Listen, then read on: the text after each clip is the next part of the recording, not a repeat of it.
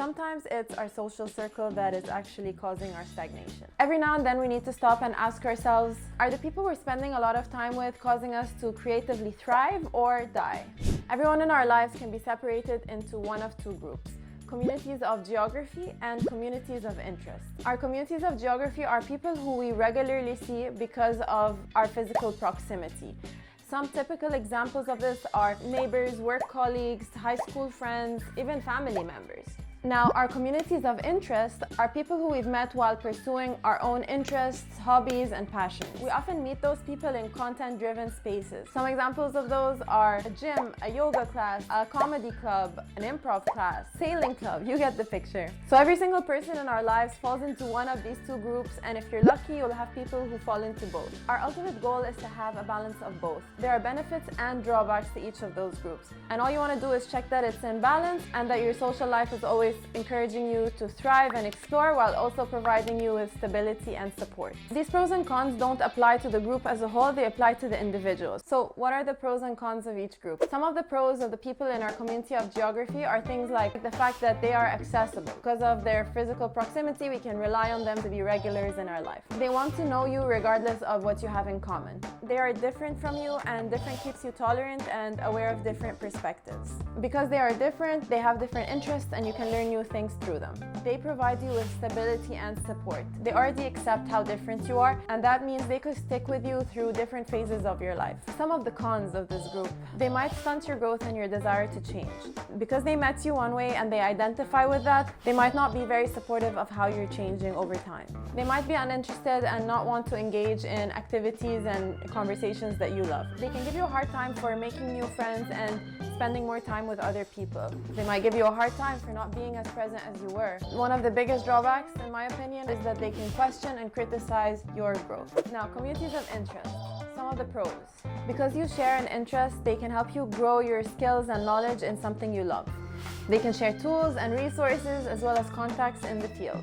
You share an enthusiasm which motivates you to do more, and they can offer you very specific feedback because they share a lot of the knowledge and will have more attention to detail when giving feedback.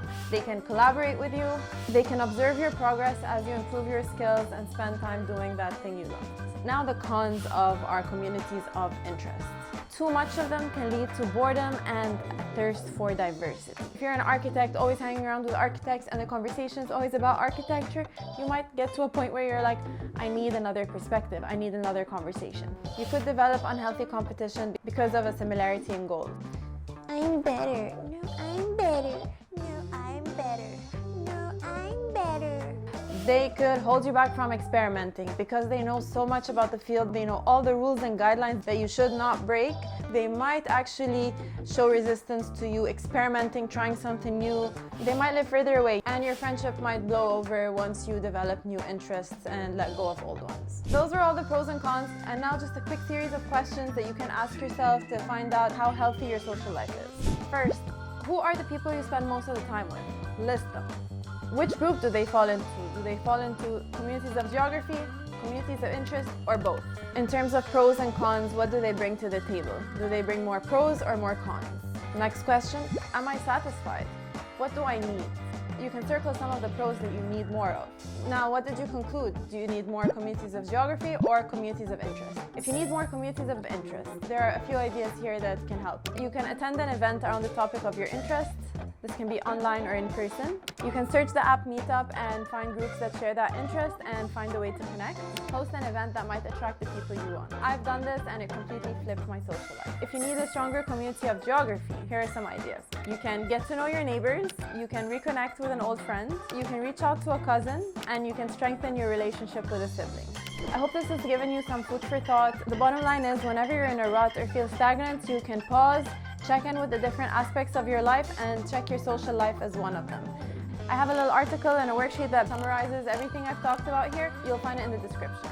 If you've enjoyed this video, please give me a thumbs up and subscribe to my channel if you want to see more content like this. I'm in a rut. Something needs to change, but I don't know what. I'm in a rut. Something needs to change, but I don't know what.